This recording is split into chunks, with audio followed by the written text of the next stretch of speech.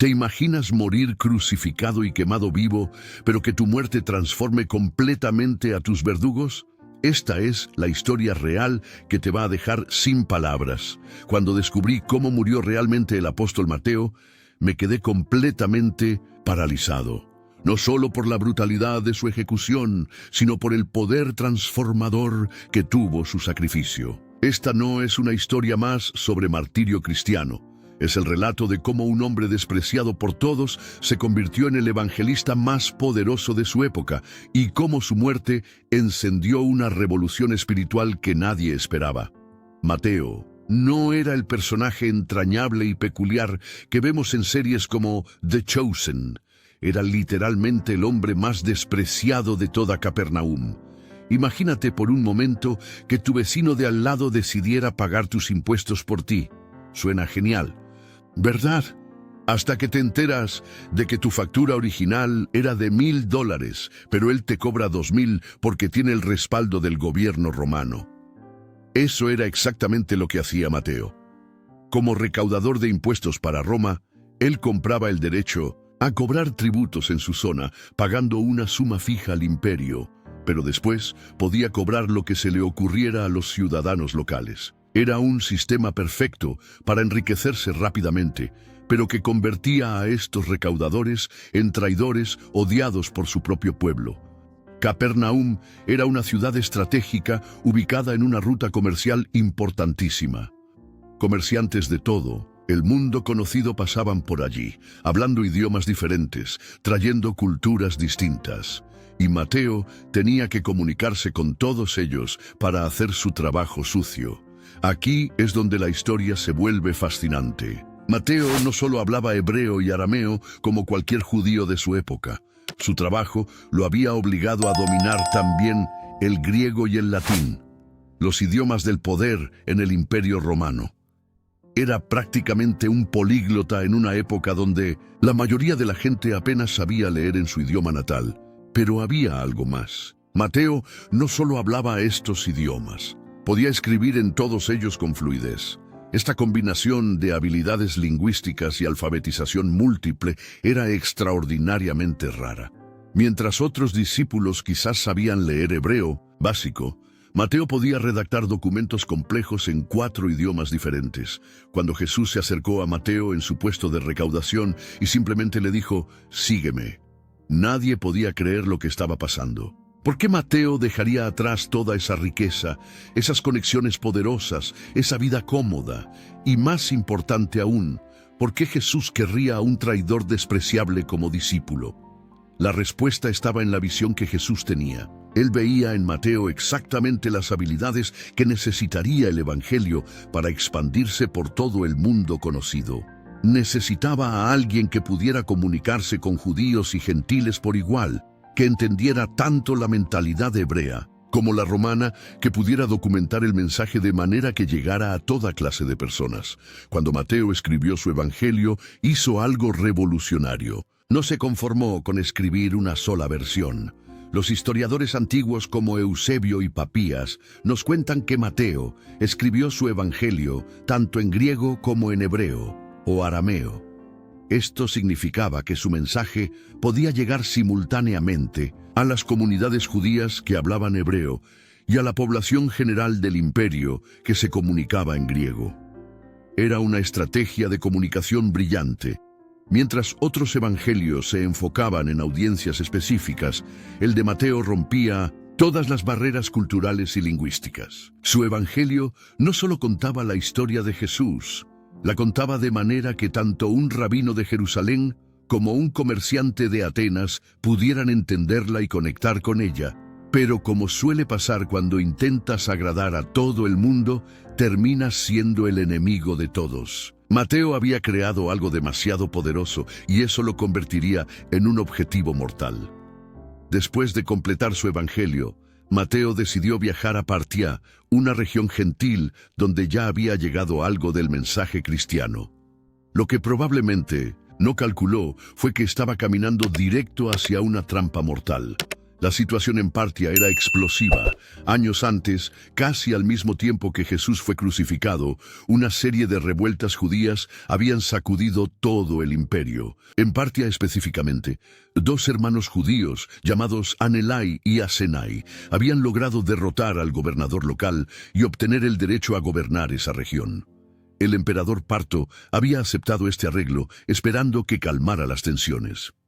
Pero cuando ambos hermanos murieron, la población local comenzó a hostigar violentamente a la comunidad judía restante. Cuando los judíos intentaron rebelarse nuevamente, fueron expulsados completamente de Partia.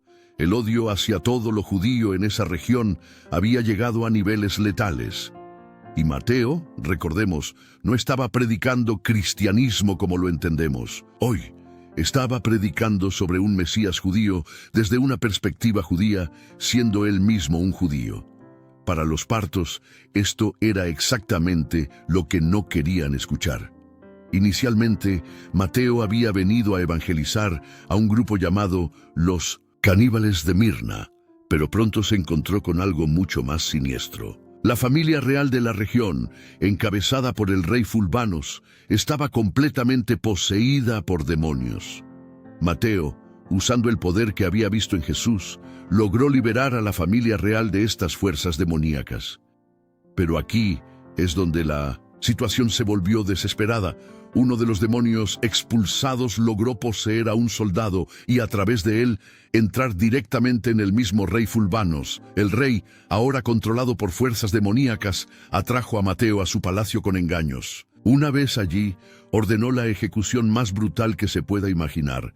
Lo que le hicieron a Mateo superó en crueldad a las muertes de todos los otros discípulos. Pedro fue crucificado cabeza abajo. Tomás fue atravesado con lanzas. Pero la tortura de Mateo combinó lo peor de ambos mundos. Primero lo crucificaron, pero no en una cruz tradicional. Lo clavaron directamente al piso del palacio, inmovilizándolo completamente. Y luego, mientras aún estaba vivo y consciente, lo rociaron con combustible y le prendieron fuego. Imagínate el horror de esos momentos. El dolor físico debía ser indescriptible. La agonía de los clavos combinada con las llamas consumiendo su cuerpo. Pero lo que más me impacta es pensar en lo que debía estar pasando por su mente. La mezcla de terror humano con la fe inquebrantable, el deseo desesperado de que el dolor parara junto con la certeza de que estaba muriendo como su Salvador. Pero aquí es donde la historia toma un giro completamente inesperado. Mientras Mateo agonizaba entre las llamas, comenzó a orar pidiendo liberación, y algo extraordinario comenzó a suceder. En lugar de morir inmediatamente, Mateo logró resistir el fuego durante un tiempo sobrenatural. Y mientras esto sucedía, el poder de Dios se desató de manera devastadora por todo el palacio. Todos los ídolos paganos se hicieron pedazos, soldados cayeron muertos, y el rey Fulbanos tuvo que huir aterrorizado. Finalmente, todo el edificio se consumió en llamas y Mateo murió en su interior.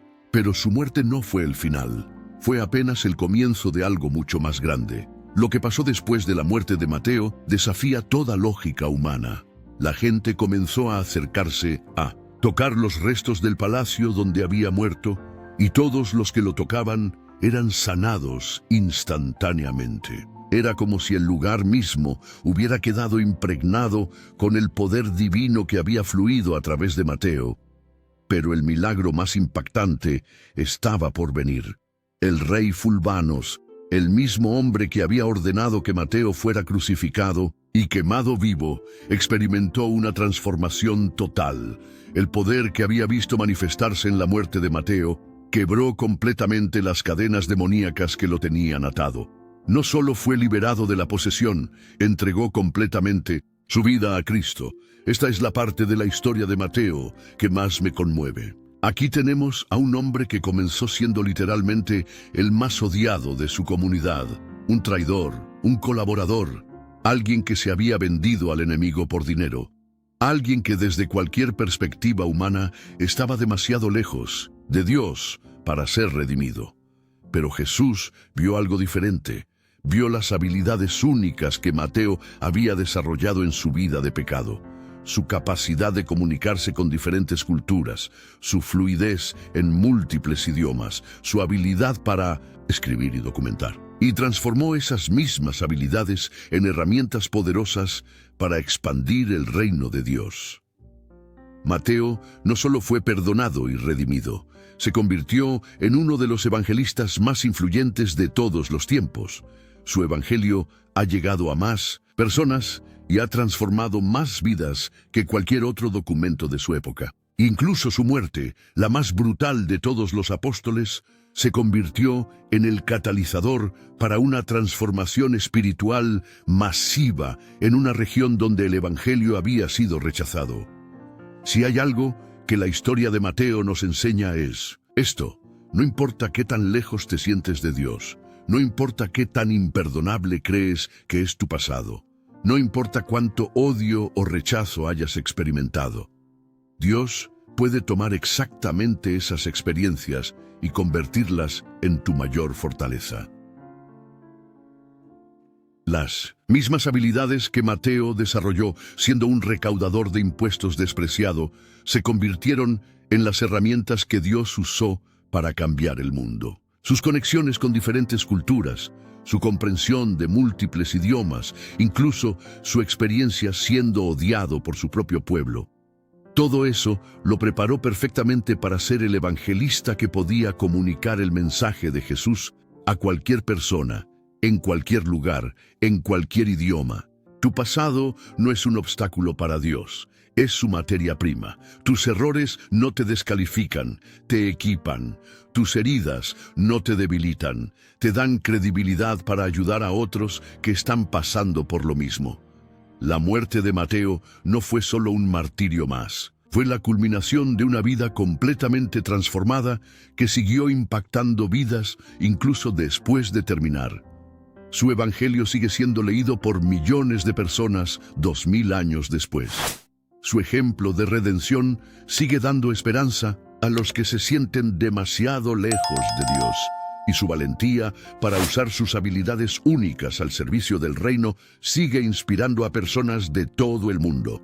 El rey que lo mató se convirtió. La región que lo rechazó fue transformada. Las personas que tocaron el lugar donde murió fueron sanadas.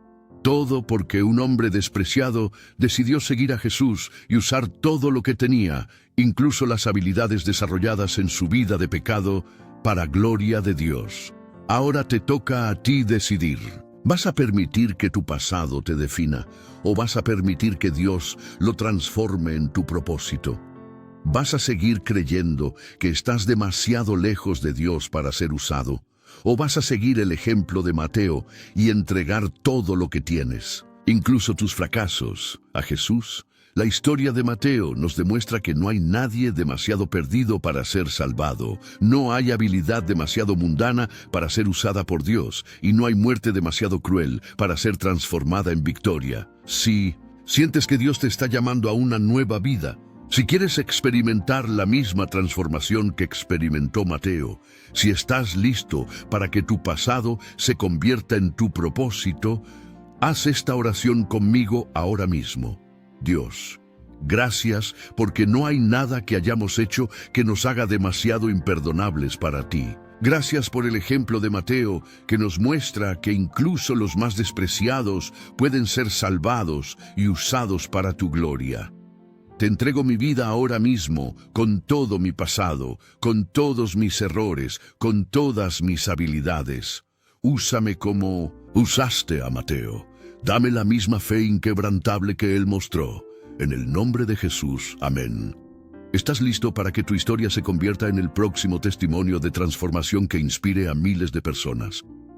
La aventura más grande de tu vida está esperando que digas sí a Jesús, exactamente como lo hizo Mateo hace 2000 años.